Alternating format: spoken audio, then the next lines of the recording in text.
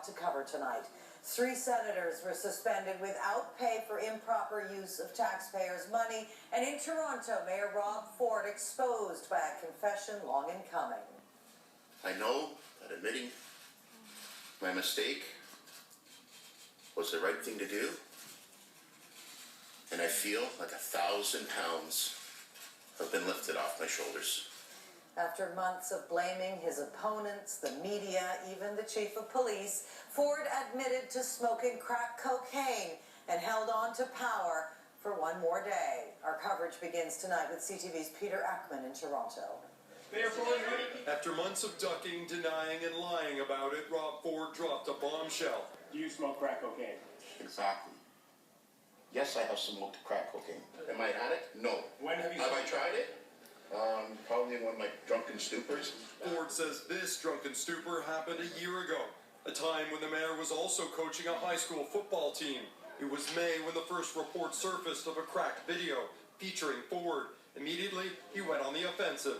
I do not use crack cocaine, nor am I an addict. These allegations are ridiculous. Have you ever smoked crack? Not sure. Ford continued to vehemently deny he smoked crack cocaine, and the video remained a mystery. Then last week, Toronto police confirmed they had it. A rare move that again put Ford and his brother, Councillor Doug Ford, back on the offensive. Then this morning, they tried to turn the tables. The police chief believes he's the judge, the jury, and the executioner.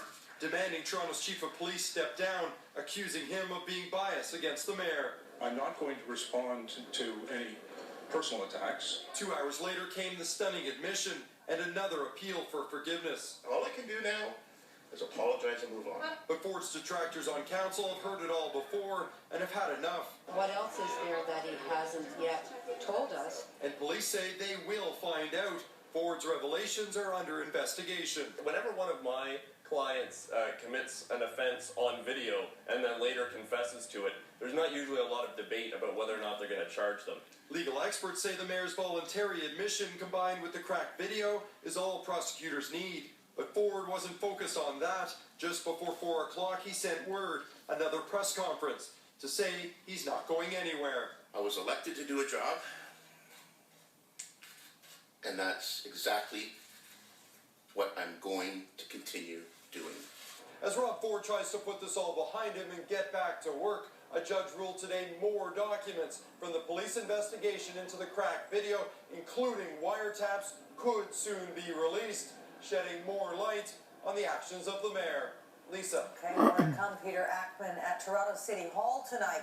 What had been described as a sideshow up until now took center stage with a vengeance today, not only in Toronto, but across Canada and right around the world. A huge political story to our north across the border in Canada. A stunning admission from the mayor of Toronto, Rob Ford. Now, the mayor of Toronto has apologised profusely after admitting that he once smoked crack cocaine. It's the admission heard round the world. The crack admission swept the web also. It was a leading news story on news sites in the US, UK, even some in Germany and Spain, just to name a few. So Rob Ford himself admitted he was, quote, in a drunken stupor when he smoked crack cocaine. Now, that would spell the end of a political career for almost anyone. But as you know, Ford is still the mayor of Toronto tonight. A Houdini move that has even the best crisis managers gobsmacked. Critics and even some supporters are urging him to take the 12 steps. But as CTV's John Benavalli-Rao reports, it's an unlikely path for a mayor refusing to even step aside.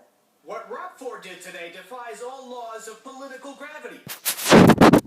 Admission, then sticking with his job.